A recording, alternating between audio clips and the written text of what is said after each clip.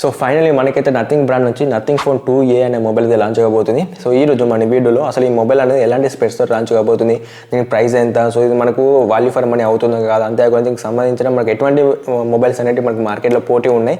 So అవన్నీ దాటుకొని నిలబడదా కంప్లీట్గా మనమైతే ఈరోజు నథింగ్ ఫోన్ 2A మొబైల్ గురించి అయితే తెలుసుకుందాం. సో ఎవరైతే ఈ మొబైల్ గురించి వెయిట్ చేస్తున్నారో లేకపోతే ఈ మొబైల్ కొనుక్కోవాలని అనుకుంటున్నారో తప్పకుండా ఈ వీడియో మీరు లాస్ట్ వరకు చూడండి, మీకైతే చాలా మంచి ఇన్ఫర్మేషన్ అయితే దొరుకుతుంది. మనం లేట్ చేయకుండా టాపిక్ అయితే వెళ్ళిపోదాం. సో ఫస్ట్లీ మనం అయితే ఈ మొబైల్కి సంబంధించిన స్పెక్స్ అయితే చెప్పుకుందాం. సో ఈ స్పెక్స్ అనేది మనకైతే అఫీషియల్గా 100% కన్ఫర్మ్ కాలే, బట్ ఇంటర్నెట్లో మనకైతే కంప్లీట్గా మనకి ఇవే స్పెక్స్ తోటి రాబోతుందని మనకైతే చాలా రూమర్స్ ఉన్నాయి. సో మన స్పెక్స్ గురించి మనం మాట్లాడుకున్నట్లయితే MediaTek Dimensity 7200 ప్రాసెసర్ తోటి మనకైతే మొబైల్ వస్తుంది. అంతేకాకుండా మనకైతే రెండు వేరియేషన్స్ ఉంటాయి. సో 8GB RAM, అంతేకాకుండా 12GB RAM.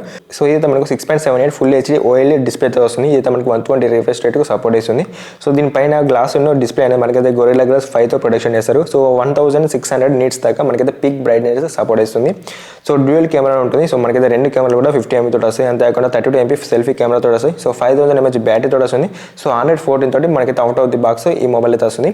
సో మనం స్పెక్స్ ఓవరాల్ చూసినట్లయితే ఇది ఒక మంచి స్పెక్స్ అని చెప్పుకోవచ్చు. సో మరీ మనకైతే ఎక్సలెంట్ అని ఇలా అని చెప్పలేము, అంతేకాకుండా ఓకే మనకు వెరీ బ్యాడ్ అని చెప్పలేము. ఒక మిడ్ రేంజ్ మొబైల్ ఎలా ఉంటుందో సో కంప్లీట్ మనకైతే అదే స్పెక్స్ తోటి మనకి మొబైల్ అయితే లాంచ్ కాబోతుంది. సో MediaTek Dimensity 7200 అంటే మనకైతే ఒక మంచి అని చెప్పుకోవచ్చు. ఓకే మనకు కొంతవరకు గేమ్ని హ్యాండిల్ చేస్తుంది, కొంతవరకు మనకు మొబైల్ ఫాస్ట్ ఉంటుంది చెప్పుకోవచ్చు, అంతవరకే చెప్పుకోవచ్చు. కానీ మనం ఎక్సలెంట్ ఒక తోపు మొబైల్ మనది చెప్పుకోలేం. సో బేస్డ్ ఈ స్పెక్స్ గురించి మనం మాట్లాడుకున్నట్లయితే సో ఫస్ట్ ఆఫ్ ఆల్ మనం ఇదే ప్రాసెస్ తోటి మనకు అంతేకాకుండా మనకు ఈ రేంజ్లో ఎలాంటి మొబైల్స్ ఉన్నాయి సో వాటి గురించి మనం ఒకసారి డిస్కస్ చేసినట్లయితే అంటే ఈ మొబైల్కి పోటీగా iQOO Neo 7 Pro ఉంది. సో iQOO Z7 Pro ఉంది. సో OnePlus Nord 3 ఉంది. Redmi Note 13 Pro ఉంది. సో 13 Pro Plus ఉంది. Poco F5, so Realme 12 Pro, so Moto Edge 40 Neo. So మనకి ఇవన్నీ మొబైల్స్ అయితే నథింగ్ ఫోన్ 2Aకు మనకైతే చాలా గట్టి పోటీని అయితే ఇస్తాయి.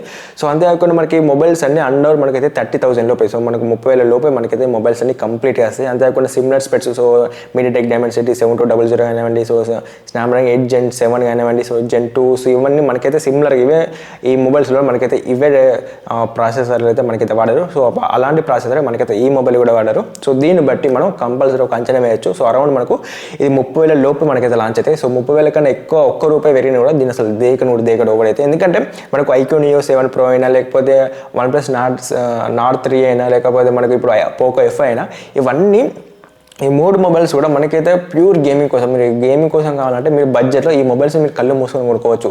సో ఈ నథింగ్ ఫోన్ 2 అనేది ఇంకా దీనికన్నా MediaTek Dimensity 7200 కాబట్టి మీకైతే ఇంకా చిన్న మొబైల్ అని చెప్పుకోవచ్చు ఆ మొబైల్తో కంపేర్ చేసుకుంటే. సో అవే మనకు 30,000 లోపు వస్తున్నప్పుడు ఇది 30,000 అండ్ మీరు ఒక 25,000 లోపు వస్తేనే మన దీన్ని ఎవరైనా కొన్నారు మనం కన్సల్ట్ చేయొచ్చు. సో అంతేగాని మనం 30,000 35,000 నథింగ్ బ్రాండ్ ఒక బ్రాండ్ కదా, సో అలాంటి పెట్టుకుంటూ పోతే కంపల్సరీ మొబైల్ ఎవరు దేకడు అట్టే ఫ్లాప్ అయిపోతుంది. సో ఎవరైనా 30,000 లోపు బెస్ట్ గేమింగ్ ఫోన్ కావాలంటే మనకైతే iQOO Neo 7 Pro ఉంది, Poco F5 ఉంది, సో అంతేకాకుండా OnePlus Nord 3 ఉంది. సో వాటిని ఇచ్చిపెట్టి ఈ మొబైల్ ఎందుకు తీసుకుంటారు ఎవరైనా? సో అవి ఇంకా మనకు తక్కువ రేట్కి వస్తాయి కదా. సో కాబట్టి కంపల్సరీ అయితే మనకు 24,000 నుంచి 25,000 లోపు మనకు కంపల్సరీ లాంచ్ కావాలి. సో మన ఒక ఆఫర్ ప్రైస్ లెక్క మనకి 22,000 23,000 పెట్టినా కూడా రౌండ్ ఫిగర్ 25,000 పెట్టి ఒక కార్డ్ డిస్కౌంట్ 2-3,000 ఇచ్చినా కూడా 22,000 23,000 ది బెస్ట్ డీల్ అని మనమైతే ఈ మొబైల్ చెప్పుకోవచ్చు. సో అంతేకాకుండా ఈ మొబైల్ మనకి మార్కెట్లో నిలదొక్కాలి, సో దీనికి మంచి ఒక సేల్స్ రావాలంటే కంపల్సరీ 50MP 2 కెమెరాలు ఇచ్చారు కదా.